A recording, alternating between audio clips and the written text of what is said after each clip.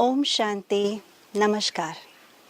अतिथि देवो भव में आप सबका हृदय से स्वागत है, सत्कार है, अभिनंदन है। आज हमारे बीच में बहुत ही विशेष अतिथि पधारे हैं, हेमंत वर्मा जी। हेमंत वर्मा जी का बहुत बहुत स्वागत करते हैं हमारे इस कार्यक्रम में। ओम शांति हेमंत जी। हेमंत भाई पहली बार इस माउंट आबू में ज्ञान सरोवर में पधारे हैं जी। तो हम जानना चाहते हैं कि आप यहाँ पर पधारे उससे पूर्व आपको ये कहाँ से मैसेज मिला माउंट आबू के बारे में, ब्रह्म कुमारीज के बारे में, और उससे पूर्व मैं चाहूँगी आप अपने बारे में थोड़ा सा स्पष्ट करें, क्योंकि मुझे इतना ही ज्ञात है कि आप एक बहुत विशेष राइटर है, डायरेक्टर है, फिल्म प्रोड्यूसर भी है और आप अपने फिल्म के खुद एडिटर भी हैं।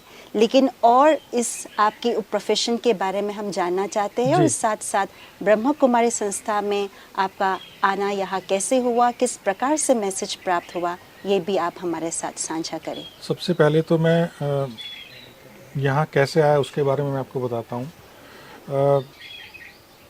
मेरे एक फेसबुक मित्र हैं दिनेश शर्मा जी, जो दिल्ली के रहने वाले हैं।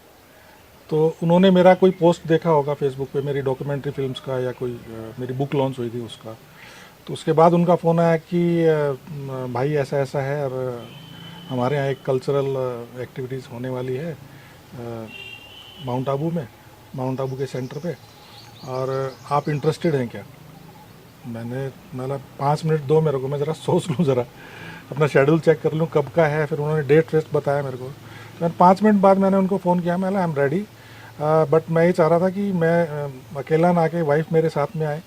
तो उन्होंने बोला कि कोई प्रॉब्लम नहीं है, आप उनका भी नाम दे दीजिए। तो मैं इसके लिए बहुत ही शुक्रगुजार हूँ दिनेश शर्मा जी का, कि जिन्होंने ऐसी खूबसूरत स्वर्ग जैसी जगह पे आने का मुझे आमंत्रण दिया। और बाकी आप पूरे ब्रह्म कुमारी परिवार का मैं शुक्रगुजार हूँ, धन्यवाद करता हूँ कि हम लोगों को ऐसी जगह पे आने का मौका मिला और ऐसा एक्सपीरियंस यहाँ पे हुआ है कि जैसा पहले आज तक मुझे हुआ नहीं कभी तक। बहुत सुंदर। तो बहुत अच्छा लगा आपको यहाँ पर आकर के जी। लेकिन मैं जानना चाहती हूँ भाई साहब, आपके अपने जो प्रोफेशन है उसमें क्या क्या अचीवमेंट आपने प्राप्त किए हैं और किस आधार से आपने उस अचीवमेंट को प्राप्त किया। मैं बॉम्बे आया था अपनी रोजी रोटी के चक्कर में, मैं फिल्म इंडस्ट्री के चक्कर में बॉम्बे नहीं आया था। और यहाँ आने के बाद में हालात कुछ ऐसे हुए कि मुझे काम मुझे मिला नहीं, कोई जो जिस जॉब की तलाश में मैं आया था वो निकल चुका था। फिर मैंने फिल्म जर्नलिज्म शुरू किया। वो करीब 12-13 साल मैंने जर्नलिज्म किया। जर्नलिज्म करते करते मुझे फिल्म इंडस्ट्री का काफ़ी एक्सपीरियंस हो गया था। लेकिन ये था कि लास्ट गोल वही था कि फिल्मों में काम करना है। तो उसी तलाश में मैं था, बट असिस्टेंट डायरेक्टर के तौर पे काम इसलिए नहीं कर सकता था क्योंकि मेरी फैमिली साथ में थी, मेरी वाइफ थी, बच्चे थे। और उस ज़माने में असिस्टेंट डायरेक्टर्स को कुछ भी नहीं मिलता था, मतलब शुरुआती दिनों में। बाद में तो ठीक है थोड़ा बहुत मिल जाता था, लेकिन मेरे को मुझे अपना घर भी चलाना था, इसलिए मैंने जर्नलिज्म किया। जर्नलिज्म करने के बाद में मेरे एक मित्र हैं, उन्होंने मुझे ऑफ़र दिया कि भाई एक प्रोग्राम बनाना है और सिटी केबल पे आएगा, तो आप उसे डायरेक्ट कर लो। मैंने बोला भाई मेरा इलेक्ट्रॉनिक मीडिया का कोई एक्सपीरियंस नहीं है, तो मैं कैसे करूँगा। तो बोला कि मुझे पता है यार तू कर लेगा, क्योंकि ये जो वहाँ पे कलम पे करता है कैमरे पे करना है। तो मैं बोला अगर आपको कॉन्फिडेंस है तो मैं क्यों ना बोलूँ। तो मैंने उस दिन से इलेक्ट्रॉनिक मीडिया में मैंने पाँव रखा अपना, और वो दिन है आज का दिन है कि मैं धीरे धीरे करता गया, सीखता गया। मैंने कोई बेसिक ट्रेनिंग कहीं से नहीं ली, मैं किसी के साथ असिस्ट नहीं रहा। मैंने जो भी किया अपने आप सीख के अपना काम धीरे धीरे करते करते मैं सुधार करता चला गया। एडिटर से परेशान होकर मैंने एडिटिंग सीखा, राइटिंग, क्योंकि जर्नलिज्म कर रहा था इसलिए राइटिंग का शौक था ही। फिर डायरेक्शन की बात है तो कुछ डॉक्यूमेंट्री मेरा पैशन है, तो डॉक्यूमेंट्री फिल्में मैं कुछ फोक आर्ट्स पे कुछ कर रहा हूँ, कुछ शहीदों पे मैं काम कर रहा हूँ। और मेरी एक डॉक्यूमेंट्री फिल्म बहुत अप्रिशिएट हुई थी, वारली पेंटिंग्स के ऊपर मैंने एक फिल्म बनाई थी, जो कि मुंबई इंटरनेशनल फिल्म फेस्टिवल में इंटरनेशनल कैटेगरी में सेलेक्ट हो गई थी वो। और उसके अलावा कुछ फिल्में मैंने राजस्थान के फोक पे भी मैंने की हैं और अभी भी चल रहा है। तो पिछले कुछ 2-3 साल पहले मैंने एक फीचर फिल्म भी बनाई है जो ब्लैक कॉफ़ी के नाम से, और ये हिंदी सिनेमा की पहली फिल्म है जिसमें सिर्फ 2 ही आर्टिस्ट हैं। अच्छा। आज तक किसी ने ऐसा एक्सपेरिमेंट किया नहीं है। बहुत सुंदर। तो हम यूँ कह सकते हैं कि आप सेल्फ मेड पर्सन हैं।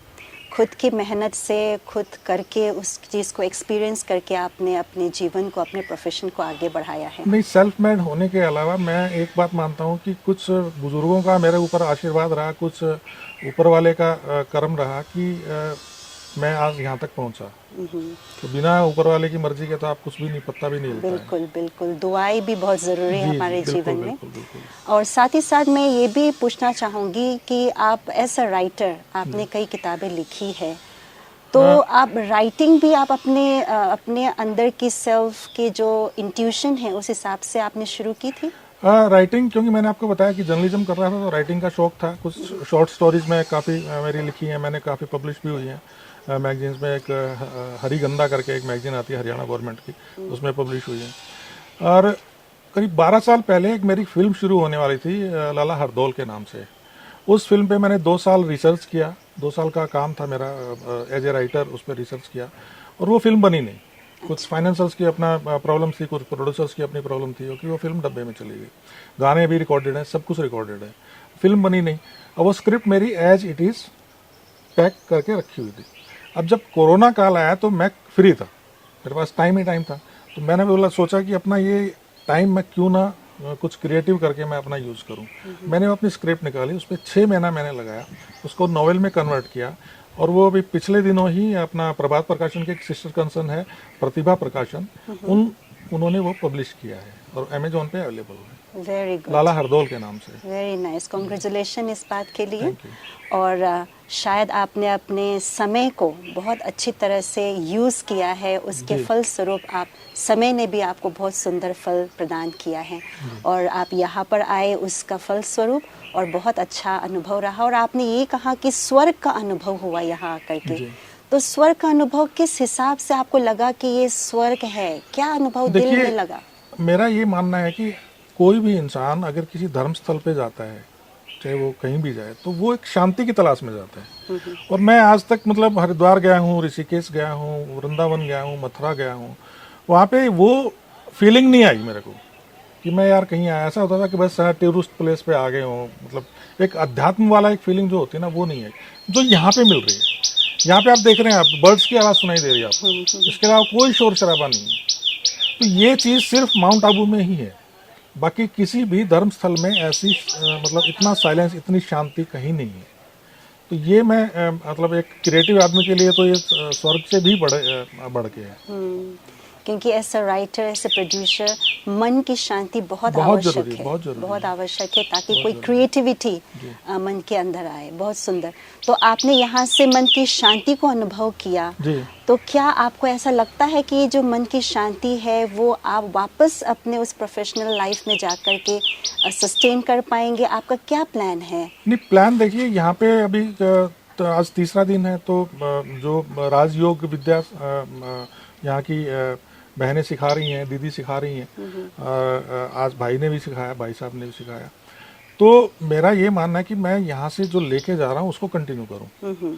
और मैं देखूंगा कि मेरे घर के आसपास कोई अगर सेंटर है, तो मैं अगर डेली नहीं जा पाया तो कम से कम हफ्ते में एक दिन तो मैं वहाँ पे जाऊँ। और इस प्रैक्टिस को घर पे भी मैं कोशिश करूँगा, कोशिश नहीं, मैं ज़रूर करूँगा। मैंने मेरी वाइफ को भी बोला है कि हम लोग सुबह जल्दी उठ के, और भले ही आधा घंटा करें, लेकिन मेडिटेशन, राजयोग का जो भी हमने सीखा है उसको हम कंटिन्यू करेंगे, ताकि दिमाग की शांति जो हम लोग को यहाँ अनुभव कर रहे हैं वो वहाँ भी बनी रहे। जी, ये बहुत मेरा ज़रूरी मानना है। ये मेरा मानना है। तो जैसे आप मेडिटेशन करेंगे और कुछ और भी शिक्षाएं हैं, आत्मा का, परमात्मा का, कर्म के बारे में भी बताया जाता है, तो वो जो चीज़ है आप अपने प्रोफेशन में कैसे शामिल करने का कुछ आपने सोचा है? देखिए, यहाँ पे जो बताया गया है तो कि टाइम बहुत कीमती है, और ये मैं मतलब मैं खुद भी जानता हूँ इस बारे में। इसलिए मैंने आपको बताया कि कोरोना काल में मैंने एक दिन भी मैंने वेस्ट नहीं किया। एक मेरा 6 महीने मेरे को नॉवल में लगे, 3 डॉक्यूमेंट्री फिल्में मैंने लिखी, और एक मैं संतों पे बहुत काम किया मैंने, और एक संत नामदेव जी पे ऊपर मेरा काम चल रहा है अभी। संत नामदेव जी की फिल्म मैंने लिखी भी उसी कोरोना काल में, शूट भी कोरोना काल में की, एडिट भी की, उसका 3 पार्ट में बन रही है, तो 2 पार्ट उसके रेडी हैं, तीसरे पे उसका काम चल रहा है। तो वो एक टाइम मैनेजमेंट जो यहाँ सिखाया गया है वो पहले से मैं कर रहा हूँ, लेकिन मैं उसको और बेटर करने की कोशिश करूँगा। और साथ ही साथ ये हमारी तरफ से अंतिम प्रश्न रहेगा। तो आपने यहाँ से बहुत कुछ सीखा और ये भी आपने लक्ष्य रखा कि जो सीखा है उसको आप अपने लाइफस्टाइल बनाएंगे। जी। तो आप अपने तरफ से सोसाइटी को, जो लोग हैं, उनको आप क्या संदेश देना चाहेंगे? मैं यही कहना चाहूँगा कि एक बार तो मतलब अगर आप ब्रह्म कुमारीज के किसी सेंटर में गए हैं या नहीं गए हैं, लेकिन एक बार तो जाके आप कोशिश कीजिए, एक बार तो जाके आप देखिए, वहाँ का एक्सपीरियंस लीजिए। अगर एक बार आप चले गए तो ये मेरी गारंटी है कि आप बार बार वहाँ जाएंगे। बहुत सुंदर। तो वर्मा जी, आपका बहुत बहुत धन्यवाद इस अतिथि देवो भव में आने का। और हम इनसे ये सीखने को मिलता है कि कैसे हम अपने जीवन में समय को पहचानें, समय के महत्व को पहचान करके अपने जीवन के महत्व को बढ़ाएं, और साथ ही साथ समय के साथ साथ अपने आत्मा के महत्व को और परमात्मा को पहचान करके उसको और अपने जीवन को निखारें। तो इसी के साथ आप सबका बहुत बहुत धन्यवाद। फिर मिलेंगे। नमस्कार। ओम शांति।